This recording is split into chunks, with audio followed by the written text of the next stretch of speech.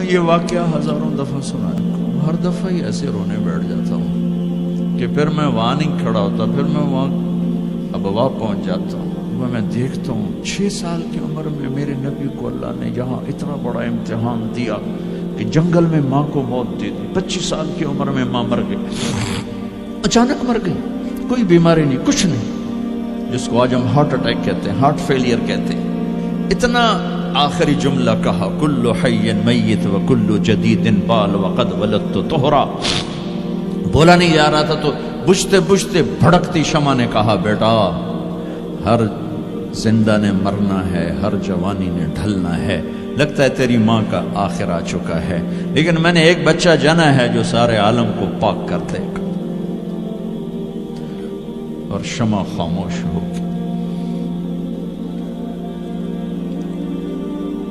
کس طرح انہیں دفن کیا، میں وہاں کھڑا یہی سوچتا رہا کہ یہاں قبر بنائی کیسے ہوگی، پتھر ہیں، کوئی لوگ گزرے ہوں گے یا پتھر جوڑ کے، جب ایمن نوکرانی ساتھ ہیں ان کو لے کر نیچے اتری، اونٹنی کے قریب پہنچی تو آپ نے ہاتھ چھڑایا اور پھر بھاگے، پہاڑی پہ چڑھ گئے، ایمن پیچھے گئیں تو وہ منظر تھا کہ شاید اس وقت عرش بھی رو رہا ہوگا۔ اللہ کے نبی نے ماں کی قبر کو چمٹایا ہوتا سینے کے ساتھ، قبر پہ ایسے گرے پڑے،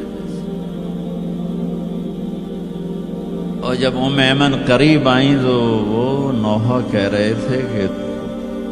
پتھر بھی پگھل رہے تھے کہ ماں جی آپ کو تو پتا تھا آپ کے سوا میرا کوئی نہ تھا،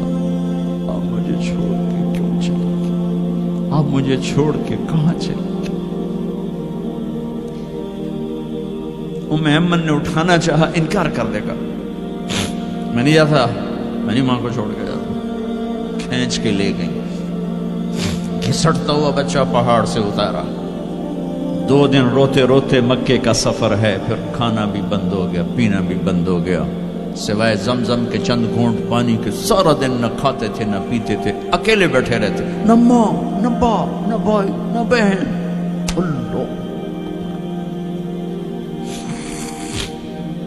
57 سال کے بعد ماں کی قبر پر پہنچے اور قبر کے سرہانے آ کر بیٹھے، گوڈے اوپر اٹھائے اور ہاتھ یہاں رکھے اور سر گوڈوں میں دیے، جیسے چھوٹے بچے رونے کی پوزیشن بناتے ہیں، یہ چھوٹی جگہ میں دکھا نہیں سکتا، اور پھر جو رونا شروع کیا، اتنا روئے کہ ساری داڑھی سارا سینہ آنسو سے بھر گیا، جیسے کوئی معصوم بچہ، جیسے 6 سال کا محمد رو رہا صلی اللہ علیہ وسلم، اتنا روئے کہ وجود ہل گیا، اور پھر فرمایا کہ میں آگے نہیں جاؤں گا، میں رات یہیں رہوں گا۔ تم کیا جانو رشتے کیا ہوتے ہیں، تمہیں صرف پونڈ گننے آتے ہیں، تم سے مراد میں بھی اور سارے بھی، کہ ناراض نہ ہو جاؤ، ساری امت کا یہی حال، رات وہاں گزاری، ہائے کیا کہہ رہے ہیں، کاش میری ماں کبھی ہوتی، میں ایسی خدمت کرتا کہ بریڈ فورڈ والے بھی یاد کرتے، میں ایسی خدمت کرتا کہ میں عشاء کی نماز کے مصلے پر کھڑا ہوتا اور سورۃ فاتحہ پڑھ رہا ہوتا، اور پھر ادھر سے میری ماں کہتی محمد، تو میں نماز توڑ کے کہتا لبیک اماں جی، ماں جی حاضر ہوں، ماں جی حاضر۔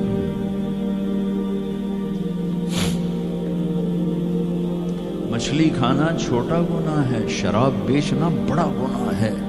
سود کھانا بڑا گناہ ہے، ڈرگ بیچنا بڑا گناہ ہے، چوری ڈاکے ظلم و ستم کیا امت نہیں کر رہی، بے گناہ قتل، جھوٹے الزام تہمتیں، کیا حشر کر دیا جنید جمشید کا، یہ اسلام ہے۔ اتنے نیک انسان، 17 سال سے اللہ کا نام لینے والا، اس پہ گستاخ کی تہمتیں، یہ امت کیا منہ دکھائے گی اللہ اس کے رسول کو، کہ جس نے منافقوں کو سینے سے لگایا، عبداللہ بن ابی جیسوں کے جنازے پڑھ دیں. کہاں چلے گئے, کہاں ڈوب کے. اتنا زوال, اتنی اندھیری رات ہے کہ امید ہی ختم ہو گئی کہ پتہ نہیں دن بھی چڑھے گا.